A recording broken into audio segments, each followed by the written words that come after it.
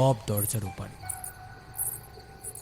দরজার হাতল চাপতেই একটা খুট করে শব্দ হলো। ঠিক তখনই ওপারে থেমে গেল নূপুরের শব্দটা। ঘরের ভিতরে পা রেখেই মনের অস্বস্তি কয়েক গুণ বেড়ে গেল ময়ঙের। পচা দুর্গন্ধে ভরে গেছে ঘরটা। মায়াং উঠে বেরিয়ে এলো ঘর থেকে। পিছনে ঘুরে দরজা লাগাতে যাবে, এমন সময় চোখ গেল জানলার দিকে। সেই দৃশ্য ভয়ে কাঁপিয়ে দিয়ে গেল তার সারা শরীর। জানলাটার বাইরে অন্ধকারে দাঁড়িয়ে রয়েছে একটা আবছা অবয়ব। অবশ্য দোতলার বাইরে দাঁড়িয়ে থাকার কোনো জায়গা নেই, শূন্যে ভাসছে অবয়বটা।